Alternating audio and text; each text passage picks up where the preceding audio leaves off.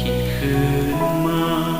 หอมกินแก้มเป็นบานที่ห้อยยิ้มใบหน้าน้อง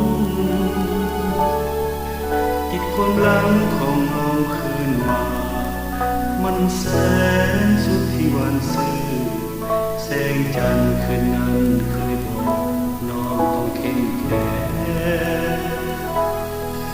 เมื่อตอนก่อนนั้นเอายังเด็กเอาลิ้นตามภาษาเยาวัย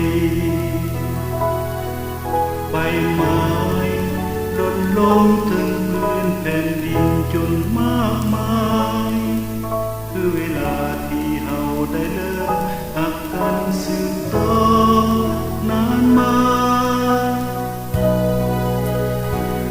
ตั้งแต่วันนั้นอ้ายก็จดจำหักเขาบอกเคยจืดจางได้เลยจนวันนี้อ้ายนี่ได้แต่เธอนิ่งทั้งหน้าน้องอยู่ทุกยาม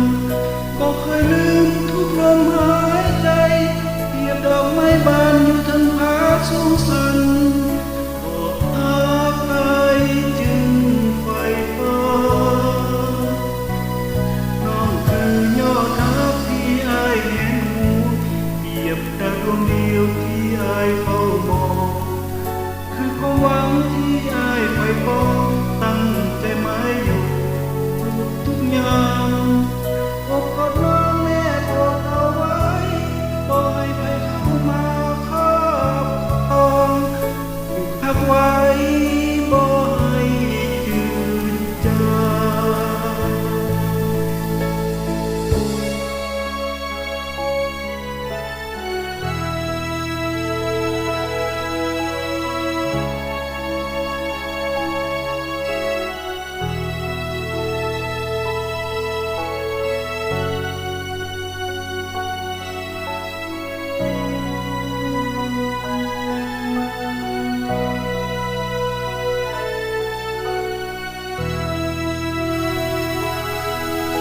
เมื่อตอน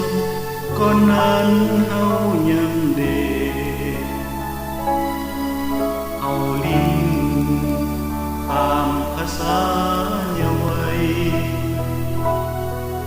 ใบไม้หล่นลงถึงพื้นแผ่นดินจนมากมายคือเวลาที่เฮาได้เลิกหักกันสืบต่อนานมาวันนั้นอ้ายก็จดจำหักเขาบอกเคยจืดจางได้เลยจนวันนี้อ้ายนี่ได้แต่แค่นิ่งทั้งหน้า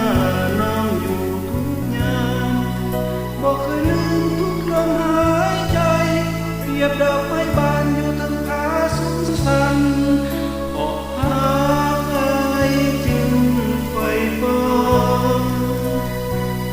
น้องคือยอดรักที่อ้ายเห็นหูเปรียบดังดวงเดียวที่อ้ายเฝ้ามองคือความหวังที่อ้ายไฟปองตั้งใจหมายอยู่ทุกยามอกกอดน้